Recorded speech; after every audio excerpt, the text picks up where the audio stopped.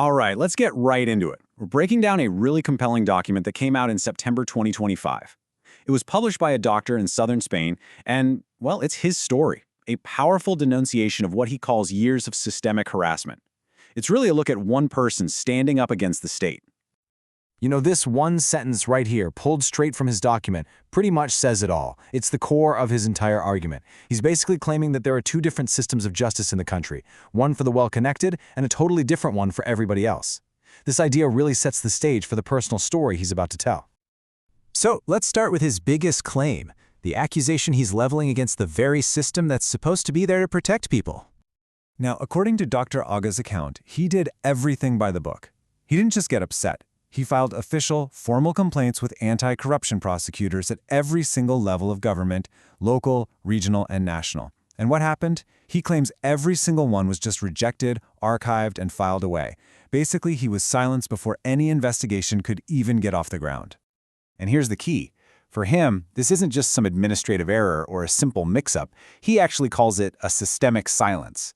From his perspective, when the state refuses to even look into a citizen's claims, it's doing more than just ignoring him. He argues it's actively violating his fundamental constitutional rights under both Spanish law and European Union law. So why does he think this is happening to him? Well, to explain that, the author lays out this whole framework for how he sees Spanish society. He calls it the theory of the two Spains. And this slide really breaks down his point of view. On one side, you've got what he calls the protected class. Think politicians, civil servants, basically anyone whose income is guaranteed by the state. But then, on the other side, there's the vulnerable class. That's the self-employed, the small business owners, people like him. He argues that this second group is just buried under bureaucracy and has to work to prop up the other, more privileged class. Okay, so we've heard the big societal theory. Now let's drill down into the personal story that Dr. Aga uses as his main piece of evidence. The timeline he provides seems to show a pretty clear pattern. It all kicks off way back in 2010. He says 2 of his clinics were shut down right after he reported some local corruption. So he moves, opens a new clinic, and then he says he's hit with years of nonstop harassment and inspections. Fast forward to April 2023, he tries to expand his clinic, but his permit gets blocked. And then it all comes to a head in September 2025 with this huge, unexpected fine. And there's the number, 50,000 euros. That's the fine he was suddenly hit with from the tax agency, something he claims he knew nothing about beforehand. He's very clear in his writing he doesn't see this as a legitimate debt. To him, it's, and I quote, the price of silencing our voice. It's a number he believes that's meant to be a final knockout punch. So that brings us back to this stalled expansion.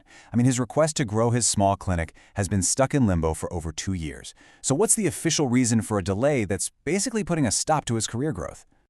Well, according to his document, the official reason given was just unbelievable.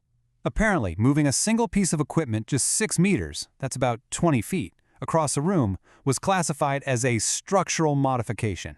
And because of that, it required a whole new, incredibly complex permit process. He presents this as a completely absurd excuse, something just designed to block him at every turn. It's also really interesting to look at the man making these claims. Dr. Aga is obviously highly educated. We're talking 5 university degrees, 7 master's degrees, and he speaks 7 languages. But maybe the most powerful detail here is his backstory.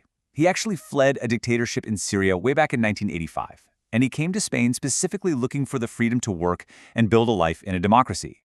He uses this phrase over and over in his testimony, "Welcome to Spain." It's meant to be bitter, it's ironic, and it really captures this deep sense of betrayal he feels. He's basically saying that the very state system that's supposed to help people is being used as a weapon to crush him. So what's the point of publishing all of this? In the last part of his document, Dr. Aga is very direct. This isn't just venting, it's a public appeal for help. It's a call to action. He lays out 3 clear goals. First, he wants to publicly name the government agencies he says are responsible. Second, he's putting out a call to lawyers and legal experts, not just in Spain but around the world, hoping someone will take up his case. And third, he is formally demanding financial compensation from the Spanish government for all the damages he claims he suffered for more than a decade. You get the sense he knows that trying to be heard inside the system he's criticizing might be a lost cause. So his strategy is to go around it, to go global. He's translating his story into 9 different languages and putting it out there as a document, a podcast, and a video. He's trying to build international pressure that can't be so easily swept under the rug. And that really leaves us with this final big question. Dr. August's story is, of course, deeply personal, but it points to something much bigger, something universal. Regardless of how his specific case turns out, his testimony forces you to ask, in any country, in any system, what happens when one person's voice, no matter how determined, comes up against a great wall of institutional silence?